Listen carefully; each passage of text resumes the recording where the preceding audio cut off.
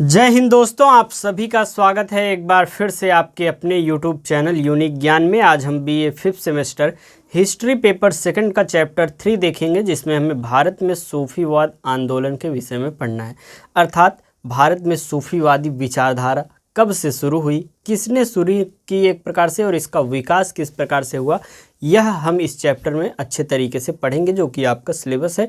हमने सिलेबस पहले ही डिस्कस कर दिया है और इसके पहले 2 क्लासेस करवा दी हैं। अगर आपने नहीं देखी हो तो प्लेलिस्ट चेक करिए। BA 5th semester history paper second classes के नाम से आपको प्लेलिस्ट मिलेगी।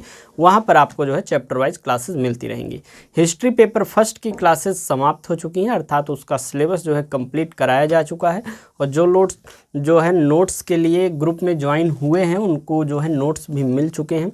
नोट्स प्राप्त करने के लिए आपको बताया गया है कि आपको क्या करना है। व्हाट्सएप नंबर दिया गया है 8608 46 796, उस पर मैसेज करना है। मैसेज करते ही आपको QR कोड दिया जाएगा। पहले आप अपना नाम, यूनिवर्सिटी का नाम और साथ ही साथ अपना कोर्स टाइटल बता दीजिए। मात्र 25 रुपये में एक पेपर का आपको पूरा chapter wise notes, previous year question paper के नोट्स और मोस्ट इम्पॉर्टेंट क्वेश्चन के नोट्स जो है वहाँ पर दिए जा रहे हैं। तो जिसको चाहिए वह जुड़ सकता है। बाकी अगर आप नहीं लेते हैं तब भी आपकी प्रिपरेशन बेहतरीन तरीके से चैनल पर कराई जा रही है। आप ये क्लासेस करिए, यही नोट्स आपको वहाँ पर दिए जाते हैं। तो नोट्स प्राप्त करने वाले जुड़ गए हैं। बाकी आप नहीं जुड़ते हैं तो ये जो क्लासेस कराई जा रही हैं, यहाँ से हैंड रिटन नोट्स अपना बनाइए और अच्छे से तैयारी करिए। चलिए देखते हैं भारत में सूफीवाद आंदोलन के विषय में। बाकी सभी इन्फॉर्मेशंस के लिए टेलीग्राम चैनल बनाया गया है, जो कि लिंक डिस्क्रिप्शन बॉक्स में हर एक चीज़ की है। वहाँ पर आप जुड़ेंगे तो यूनिवर्सिटी से रिलेटेड कब रिजल्ट आएगी, कौन सी यूनिवर्सिटी का कब क्या होगा, सभी जानकारी वहाँ पर दी जाती है। सूफीवादी विचारधारा की बात करें तो भारत में सूफीवाद आंदोलन कब से शुरू हुआ, इसका परिचय हम देखेंगे। सूफीवाद अर्थात सूफिज्म जो है इस्लाम की एक रहस्यवादी धारा है, जो प्रेम, भक्ति, मानवता और ईश्वर से सीधा संबंध जो है स्थापित करने पर जोर देती है। यह आंदोलन 11वीं शताब्दी में जो है भारत में फैलना शुरू हुआ। सूफी संतों ने जातिवाद, धार्मिक कट्टरता, बाहरी आडंबर का विरोध किया हुआ था। यह कब से शुरू होती है? 11वीं शताब्दी से शुरू होती है और यह क्या करती है? जातिवाद के विरोध करती है, धार्मिक कट्टरता का विरोध करती है। अर्थात कोई हिंदू ज़्यादा हिंदू कट्टरता दिखा रहा है या मुस्लिम कट्टरता दिखा रहा है तो इसका वह विरोध करते थे, और बाहरी आडंबर का भी वह विरोध करते थे।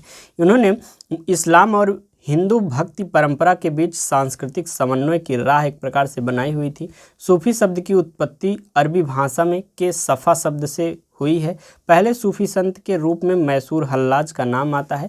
इन्होंने अनहलत की उपाधि धारण की, जिसका अर्थ क्या होता है? ईश्वर से मिलने वाला। आगे हम देखेंगे सूफी जो शब्द है वह मूलतः अरब और ईरान के उन कतिपय व्यक्तियों की ओर संकेत करता है जो ऊनी वस्त्र पहनते थे, सन्यासियों सा पवित्र जीवन व्यतीत करते थे, सभी धर्मों एवं व्यक्तियों से प्रेम करते थे, जो ज्ञानी थे और अपनी साधना के कारण मुस्लिमों की अगली पंक्ति में एक प्रकार से खड़े होने के अधिकारी थे, वही सूफी कहलाते थे। सूफीवाद की मुख्य विशेषताओं की बात करें तो सबसे पहली विशेषता है ईश्वर एक है, उसे पाने का मार्ग प्रेम और भक्ति है। उनकी विचारधारा क्या थी कि ईश्वर जो है वह सिर्फ एक है और उनके पाने का मार्ग सिर्फ और सिर्फ जो है वह प्रेम और भक्ति है। धार्मिक कर्मकांड, पाखंड और कट्टरता का विरोध करते थे। धार्मिक कर्मकांड जैसे अलग अलग धर्मों के अलग अलग कर्मकांड होते थे, यज्ञ, हवन, पूजा पाठ या कोई भी एक प्रकार से क्रियाकलाप कराना, वह उसका विरोध करते थे।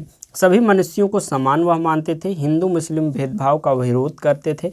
गुरु अर्थात जो पीर या मुर्शिद होते थे और शिष्य जो होते थे वह उसे मुरीद कहते थे। अर्थात पीर अर्थात मुर्शिद या जो है मुरीद का परंपरा उसमें लागू था। गुरु को क्या कहा जाता था? पीर साहब कहा जाता था या मुर्शिद कहा जाता था, या शिष्य को जो है क्या कहा जाता था? मुरीद कहा जाता था। सूफी साधना पद्धति में ध्यान, जप, संगीत, कव्वाली और ईश्वर की याद अर्थात जिक्र करना होता था। अर्थात ईश्वर का जिक्र करना, किसी से आप उनकी बात कर दीजिए, आप आपस में जो है उन ईश्वर के बारे में जिक्र करिए, उनको याद करिए, कव्वाली के माध्यम से उनको याद करिए, ध्यान करिए, जप करिए। ये सभी सूफी साधना पद्धति थी। जीवन में सादगी, सेवा और परोपकार उनके था। सूफियों के आश्रम जो है खानकाह कहलाते थे। अब हम देखेंगे कि सूफीवादी जो आंदोलन था उसका विकास किस क्रम में हुआ।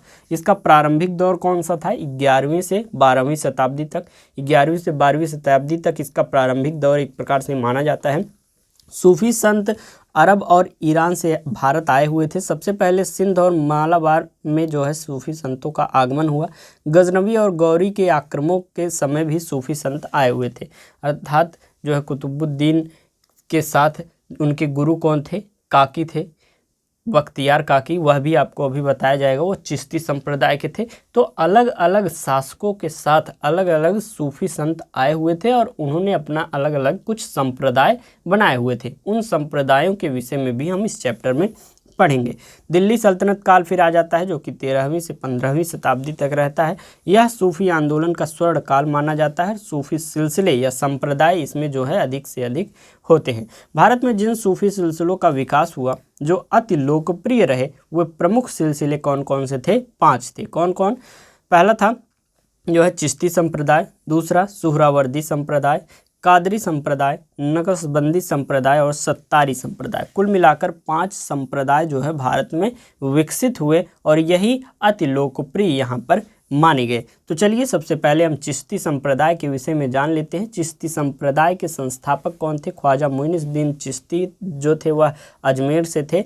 अजमेर में उन्होंने स्थापना की। उपदेश चिश्ती संप्रदाय का क्या था? प्रेम, सेवा और भाईचारा। प्रसिद्ध संत उनके कौन थे? ख्वाजा मोइनुद्दीन चिश्ती अजमेर शरीफ में, जो कि एक प्रकार से चिश्ती संप्रदाय के संस्थापक भी थे।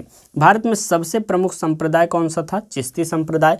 भारत में इसकी स्थापना का श्रेय जो है ख्वाजा मोइनुद्दीन चिश्ती को जाता है। इन्होंने अपना केंद्र राजस्थान के अजमेर में बनाया हुआ था। चिश्ती संप्रदाय के अंत एक प्रकार से संत जो हैं उदारवादी होते थे, अर्थात वह विनम्र होते थे जो चिश्ती संप्रदाय के संत होते थे, और ये कट्टर नहीं होते थे। मोइनुद्दीन चिश्ती के गुरु जो हैं उस्मान हाशमी थे। मोइनुद्दीन चिश्ती के सबसे प्रिय शिष्य ख्वाजा बख्तियार काकी थे और बख्तियार काकी का शिष्य जो है कुतुबुद्दीन ऐबक था और बाबा फरीद थे। बाबा फरीद के उपदेशों को गुरु ग्रंथ साहिब में एक प्रकार से रखा गया है। बख्तियार काकी जो है कुतुबुद्दीन ऐबक के भी गुरु थे। कुतुबुद्दीन ऐबक ने अपने गुरु बख्तियार काकी की याद में ही जो है क्या बनाया हुआ था वह आप कमेंट में बताएंगे। एक प्रकार से आपको पढ़ाया गया है पिछले चैप्टर्स में, कमेंट करके आप अवश्य बताइएगा कि कुतुबुद्दीन ऐबक ने अपने गुरु बख्तियार काकी की याद में क्या मीनार या क्या स्थापत्य में एक प्रकार से क्या उन्होंने स्थापना की हुई थी। आगे हम देखेंगे। बाबा फरीद के सबसे प्रिय शिष्य निजामुद्दीन औलिया थे। ये 7 सुल्तानों का काल देखे हुए थे। निजामुद्दीन औलिया के सबसे प्रिय शिष्य जो है अमीर खुसरो थे। निजामुद्दीन औलिया तथा अमीर खुसरो दोनों का मकबरा जो है दिल्ली में एक ही पास है। अकबर के समकालीन सूफी शेख जो है सलीम चिश्ती थे और इन्हीं से प्रभावित होकर अकबर ने अपने बेटे का नाम जो है सलीम रखा हुआ था, जो आगे जाकर क्या नाम कहलाया, उसका नाम हो गया जहांगीर। एक प्रकार से यह पूरा आपको चिश्ती संप्रदाय के विषय में बता दिया गया कि काल क्रमानुसार कौन कौन से संत उसमें आते गए और उनके शिष्य कौन से रहे और किस दरबार में वह थे, उन्होंने एक प्रकार से क्या कार्य किए हुए थे। नोट में हम देखें तो ख्वाजा मोइनुद्दीन चिश्ती द्वारा चलाए गए संप्रदायों को चिश्ती संप्रदाय कहा गया और यह भारत का सबसे बड़ा सूफी संप्रदाय कहलाया।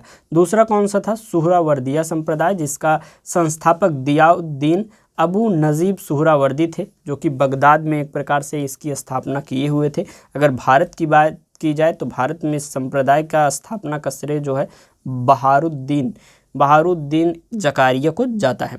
दिल्ली और बिहार में इसको केंद्र बनाया गया। सुहरावर्दी संप्रदाय का अधिक संगठित और शासकों के निकट यह रहे थे। बात किया जाए भारत में इसकी स्थापना की तो हमने बताया इसका श्रेय जो है बहाउद्दीन जकारिया को जाता है।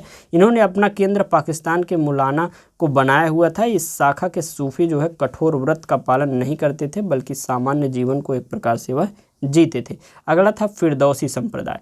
इस संप्रदाय की स्थापना का श्रेय जो है याहिया मनेरी को जाता है। भारत में इन्होंने अपना केंद्र बिहार के मनेर शरीफ दानापुर को बनाया हुआ था और बिहार में सबसे प्रचलित जो है फिरदौसी संप्रदाय था।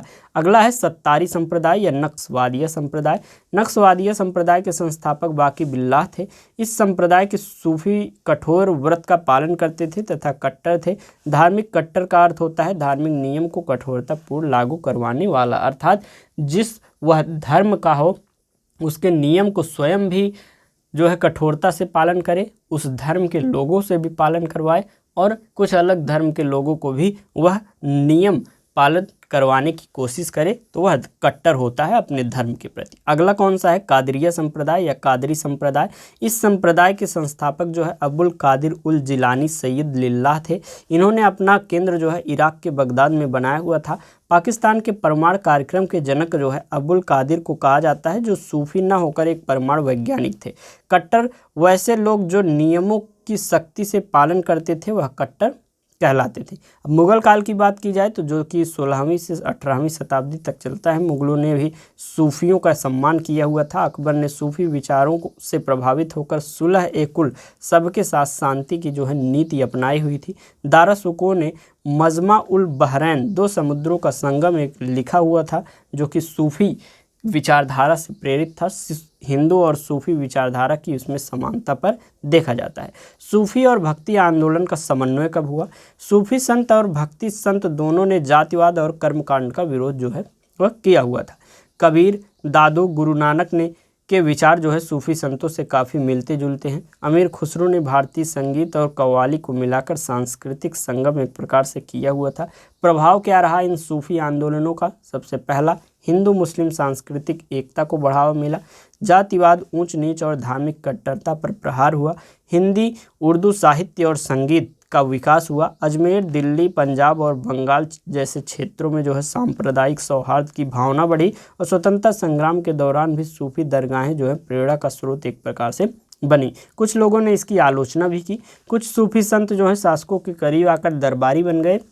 बाद के दौर में सूफी आंदोलन धीरे धीरे केवल दरगाहों और चमत्कारों तक ही एक प्रकार से सीमित रह गए थे। निष्कर्ष की बात करें तो भारत में सूफी आंदोलन ने मध्यकालीन समाज को आध्यात्मिकता, समानता और प्रेम का संदेश दिया हुआ था। यह आंदोलन भक्ति आंदोलन का पूरक था और दोनों ने मिलकर भारतीय संस्कृति को एक प्रकार से गंगा जमुनी तहजीब दी हुई थी।